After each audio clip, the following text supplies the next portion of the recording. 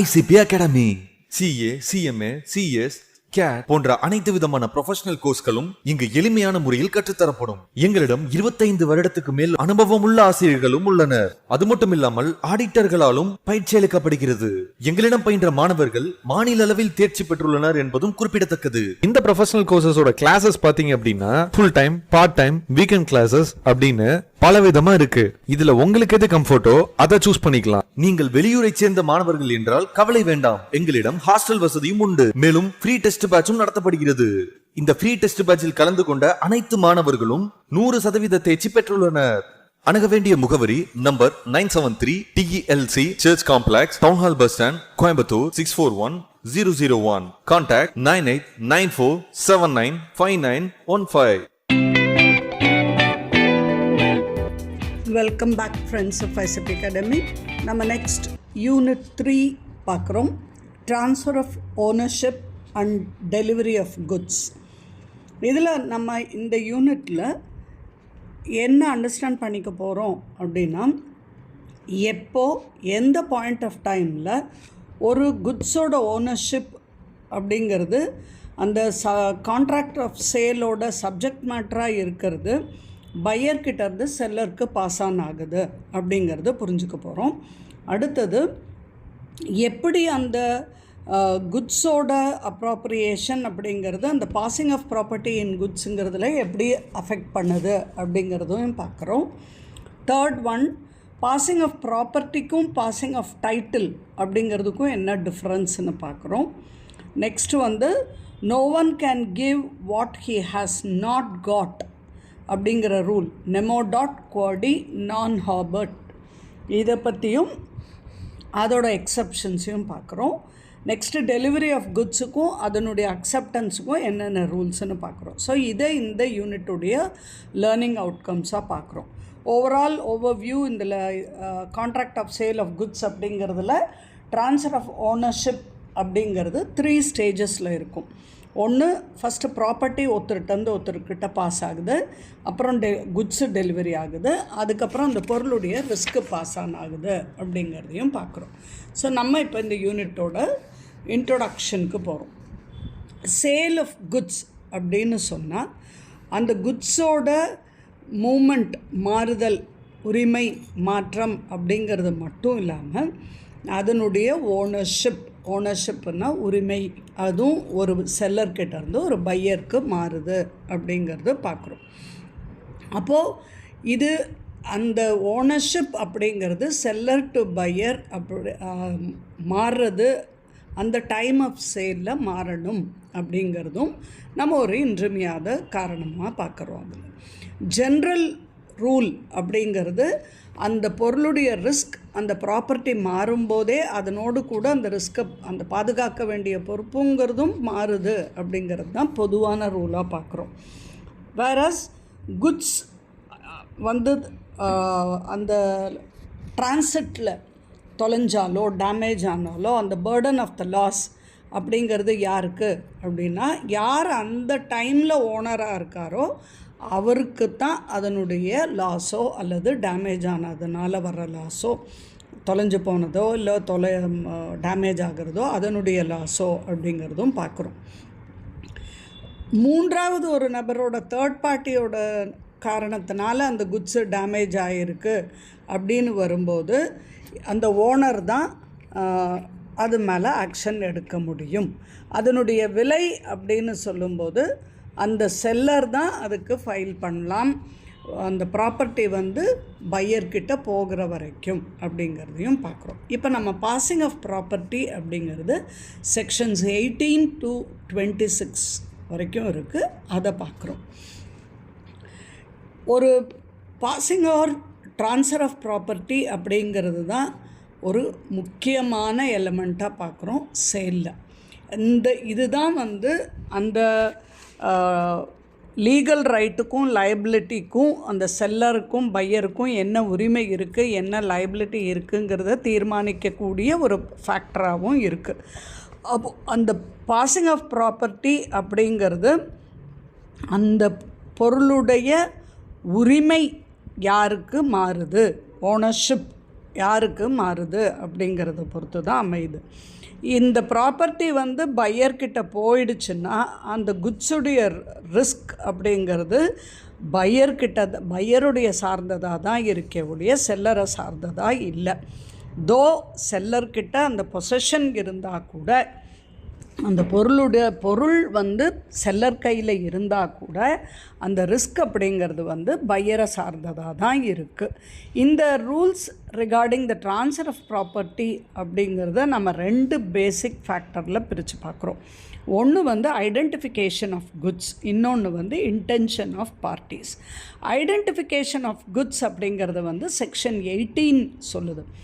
இது வந்து என்ன, இந்த கான்ட்ராக்ட் ஆஃப் சேலில் என்ன சொல்லுது அப்படின்னு 18 என்ன சொல்லுது அப்படின்னு பார்த்தீங்கன்னா, அன்அசர்டைன்டு குட்ஸ், உறுதிப்படுத்தப்படாத ஒரு பொருட்களுடைய விற்பனையை சார்ந்து பேசப்பட்டு இருக்கும்போது அதனுடைய உரிமையோ அதற்கான ஓனர்ஷிப் ரைட்டோ வந்து பையருக்கு போகிறது கிடையாது.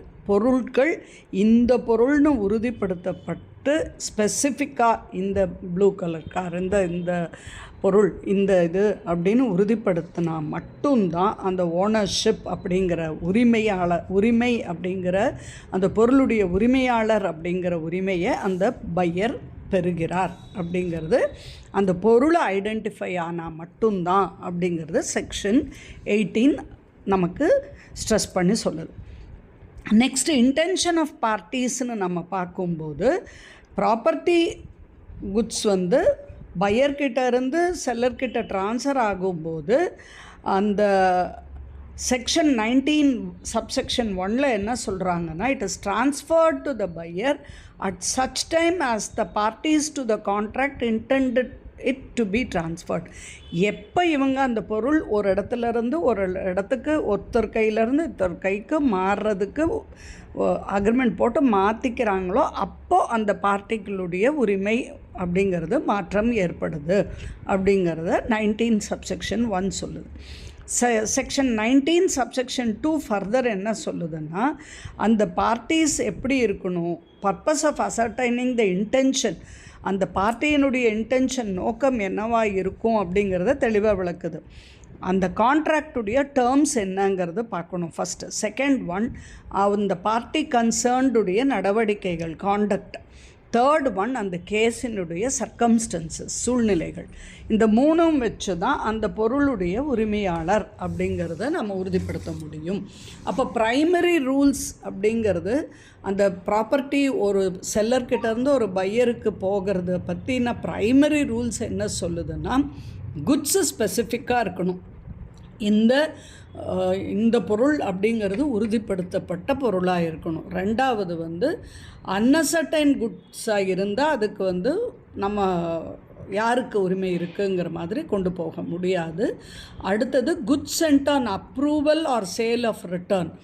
ப்ராப்பர்ட்டி பாசிங் அப்படிங்கிறது எப்போ இன்னொரு கேஸில் நம்ம பார்க்குறோன்னா, இது அவர் ஏற்றுக்கிட்டால் விற்பனை, இல்லைன்னா அவர் திருப்பி அனுப்பணும், சேல் ஆர் ரிட்டர்ன் பேசிஸில் அனுப்பிச்சா அங்கேயும் அந்த ப்ராப்பர்ட்டி பாஸ் ஆன் ஆகுது, ஆனால் உரிமை பாஸ் ஆன் ஆகுதாங்கிறது அந்த இடத்துல அந்த சூழ்நிலையை கருதி தான் நம்ம பார்க்க முடியும். அதுக்குரிய ரூல்ஸை ஃபிக்ஸ் பண்ணி தான் பார்க்க முடியும். அடுத்தது transfer of property in the case of reservation of right to disposal. அந்த ரைட், அதை டிஸ்போஸ் பண்ணுறோட உரிமை யாருக்கு இருக்குங்கிறத வந்து பார்க்கும்போது தான் அந்த ப்ராப்பர்ட்டியுடைய ட்ரான்ஸ்ஃபர் பற்றியும் நம்ம பேச முடியும். அப்போ இந்த ரூலெல்லாம் வச்சு தான் நம்ம அந்த transfer of passing of property அப்படிங்கிறது செல்லர் டு பையர் எப்போ மூவ் ஆகுது அப்படிங்கிறது இந்த 4 கேஸில் தான் நம்ம உறுதிப்படுத்த முடியும். ஃபஸ்ட்டு ஒன்று, ஸ்பெசிஃபிக் ஆர் அசர்டைன்டு குட்ஸ். அது வந்து ஒருத்தர்கிட்டேருந்து மாற்றும்போது என்ன ஆகுதுன்னு செக்ஷன் 19 பார்க்குறோம். When there is a contract for the sale of specific or certain goods, the property in them is transferred to the buyer at such time as the parties to the contract intended it to be transferred. அந்த பொருளை மாற்றுறதுக்கு பையரும் செல்லரும் அதுக்கு agri பண்ணாங்க அப்படின்னா, எப்போ அதை மாற்றி கொடுக்க உத்தரவு எடுத்துக்கிறாங்களோ, எப்போ அதை மாற்றுறதுக்கு உத்தரவாதம் எடுத்துக்கிறாங்களோ அப்போ தான் அந்த ப்ராப்பர்ட்டி யாருடையது, அந்த ட்ரான்ஸ்ஃபர் ஆஃப் ப்ராப்பர்ட்டி ஏற்படுதாங்கிறத நிர்ணயிக்க முடியும் அப்படிங்கிறது சப்செக்ஷன் 1ல் சொல்கிறாங்க. Subsection 2, for the purpose of ascertaining the intention of the parties, regard shall be had to the terms of the contract, conduct of the parties and circumstances. அப்போ அந்த நோக்கம் இவங்களுக்கு இந்த பொருள் இவர்கிடத்துலேருந்து இவருக்கு மூவ் ஆகணுங்கிற நோக்கம் இருந்தால் மட்டுமே அந்த ப்ராப்பர்ட்டியுடைய உரிமை யாருது, பாசிங் ஆஃப் ப்ராப்பர்ட்டி ஆகிடுச்சாங்கிறது நிர்ணயம் பண்ணணும் அப்படின்னா அது மட்டும் இல்லை. அப்போ அந்த கான்ட்ராக்டுடைய டேர்ம்ஸ் என்ன, அதில் இவங்க அக்ரி பண்ணிக்கிட்ட டேர்ம்ஸ் என்னங்கிறதையும் பார்க்கணும். அந்த பார்ட்டிஸுடைய நடவடிக்கைகள் எப்படி இருக்குதுன்னு பார்க்கணும். அந்த கேஸ், அந்த பர்டிகுலர் கேஸில் என்ன சூழ்நிலை இருக்குங்கிறதையும் பார்க்கணும். இது 3ஐயும் தீர்மானித்து தான் அந்த பொருள் இவர்கிட்ட இருந்து அவருக்கு மூவ் ஆகுது அப்படிங்கிறத, அந்த பாசிங் ஆஃப் த ப்ராப்பர்ட்டி அப்படிங்கிறது நடக்குதா, ட்ரான்ஸ்ஃபர் ஆஃப் ப்ராப்பர்ட்டிங்கிறதுக்கு நம்ம பார்க்கணும் அப்படின்னு சொல்லுது. அதில் வேறு எந்த விதமான இன்டென்ஷனும் இல்லை அப்படின்னு தெரிகிறப்போ செக்ஷன் 20 to 24 இருக்கிற ரூல்ஸை நம்ம இன்டென்ஷன் ஆஃப் த பார்ட்டிஸ் அப்படிங்கிறது at the time of the which the property in the goods is to pass to the buyer பார்த்துக்கலாம் அப்படிங்கிறது சப்செக்ஷன் 3ல் சொல்லுது. அப்போது குட்ஸ் ஒருத்தர் இடத்துலேருந்து ஒருத்தருக்கு பாஸ் ஆன் ஆகும்போது என்னென்ன ஸ்டேஜஸ் இருக்குது அப்படின்னு பார்த்தோம்னா, ஃபஸ்ட்டு ஸ்பெசிஃபிக் குட்ஸ் இன் அ டெலிவரபிள் ஸ்டேட், தீர்மானம் செய்து உறுதிப்படுத்தப்பட்ட பொருள் அதை டெலிவரி கொடுக்குற அந்த ஒரு ஸ்டேட்டில் அந்த கரெக்டான அதை மாற்று அனுப்பக்கூடிய பக்குவத்தில் அது இருக்குங்கிறப்ப பார்க்குறோம். அடுத்தது to be put into a delivery state, இதே பொருள்கள் தீர்மானிக்கப்பட்ட பொருள் தான், இந்த பொருள் தான் விற்கிறோங்கிறதும் தீர்மானப்படுத்தப்பட்டது. ஆனால் அதை இன்னும் மாற்றி விடுவதற்கு அல்லது அதை டெலிவர் பண்ணுறதுக்கு தயாராக்கப்பட வேண்டும் அப்படிங்கிற நிலைமையில் இருக்கும்போது அது என்ன ஆகுது, பாசிங் ஆஃப் ப்ராப்பர்ட்டிங்கிறது எங்கே வருது. அடுத்தது செல்லர் அப்படிங்கிறவர் இன்னும் அதனுடைய விலையை நிர்ணயிக்கணும் அப்படிங்கிற பொழுதும் அது டெலிவரபிள் ஸ்டேட்டில் இருக்குது, அதை இப்போவே தாராளமாக விற்கிறதுக்கு ரெடியாக இருக்குது. ஆனால் அதனுடைய விலை நிர்ணயம் செய்யப்படவில்லை அப்படிங்கிற ஒரு காரணம் இருக்கும்போது, ஒரு கட்டம் இருக்கும்போது அந்த பாசிங் ஆஃப் ப்ராப்பர்ட்டிங்கிறது எப்படி மூவ் ஆகுது அப்படிங்கிறதும் பார்க்கணும். அப்போ இந்த 3 ஸ்டேட்லேயும் நம்ம அதை ஸ்டேஜஸாக பார்க்குறோம். அப்போ ஃபஸ்ட்டு ஸ்டேஜ் எடுத்துட்டோம்னா ஸ்பெசிஃபிக் குட்ஸ் இன் அ டெலிவரபிள் ஸ்டேட், செக்ஷன் 20. செக்ஷன் 20 என்ன பாசிங் ஆஃப் ப்ராப்பர்ட்டி பற்றி எப்போ பேசுது, ஒரு டெலிவரபிள் ஸ்டேட்டில் ஒருத்தர் இடத்துலேருந்து ஒருத்தருக்கு மாறக்கூடிய தகுதியுடைய பொருளாக அந்த பொருள் உறுதியூட்டப்பட்ட பொருளாக இருக்கும்போது அதனுடைய பாசிங் ஆஃப் ப்ராப்பர்ட்டி எப்படி இருக்குங்கிறத செக்ஷன் 20 சொல்லுது. ஒரு அன்கண்டிஷ்னல் கான்ட்ராக்ட் இருக்குது, சேல் ஒரு ஸ்பெசிஃபிக் குட்ஸுக்கு தான் கான்ட்ராக்ட் போட்டிருக்கு, அது டெலிவரி பண்ணக்கூடிய ஒரு தகுதியுடையதாக தான் இருக்குது அப்படின்னா, the property in the goods passes to the buyer when the contract is made. அந்த பொருளுடைய ப்ராப்பர்ட்டியுடைய ஒரு தகுதி, ஒரு பாஸ் ஆன் ஆகிற ஒரு தன்மை எப்போ போகுதுன்னா, எப்போ அந்த அக்ரிமெண்ட் போட்டிருக்காங்களோ, அந்த கான்ட்ராக்ட் போடுறாங்களோ அப்போவே அந்த பொருளுடைய ப்ராப்பர்ட்டி ரைட்டு இவருக்கு மூவ் ஆகுது, ப்ராப்பர்ட்டி இவருக்கு மூவ் ஆக உரிமை இருக்குது அப்படிங்கிறத பார்க்குறோம். இந்த இடத்துல எது இம்மெட்டீரியல், எதை நம்ம பார்க்க வேண்டியதே இல்லைன்னா, whether the time of payment of the price or the time of delivery of the goods or both is postponed. இந்த இடத்துல டெலிவரி டைமோ விலை பே பண்ணுறதோ போஸ்ட்போன் ஆகிருக்காங்கிறத கூட நம்ம பார்த்துக்கிறது இல்லை. குட்ஸு டெலிவரிக்கு ரெடியாக இருக்குது அப்படின்னு சொல்லி பார்க்கும்போது அன்கண்டிஷ்னல் கான்ட்ராக்டாக இருக்குது, ஸ்பெசிஃபிக் குட்ஸாக இருக்குது, டெலிவரி பண்ணக்கூடிய தகுதி உடையதாக இருக்குது அப்படின்னு சொல்லும்போதே, அந்த கான்ட்ராக்ட் போடும்போதே அந்த குட்ஸ் அப்படிங்கிறது ப்ராப்பர்ட்டி ரைட் இவர்கிட்ட இருந்து அவருக்கு பாஸ் ஆன் ஆகிடுதுங்கிறத நாம் புரிஞ்சுக்கலாம் அப்படின்னு இந்த இது சட்டம் 20 நமக்கு சொல்லுது. எக்ஸாம்பிள் 1 இதுக்கு எப்படி எக்ஸ்பிளைன் பண்ணுறாருன்னா, X goes into a shop and buys a television and asks the shopkeeper for its home delivery. The shopkeeper agrees to do it. The television immediately becomes the property of X.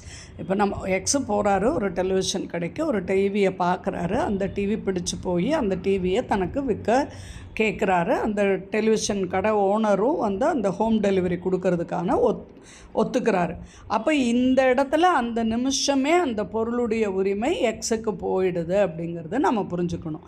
So X becomes the owner of the goods. அங்கேயே that immediately it becomes the property of X அப்படின்னு பார்க்குறோம்.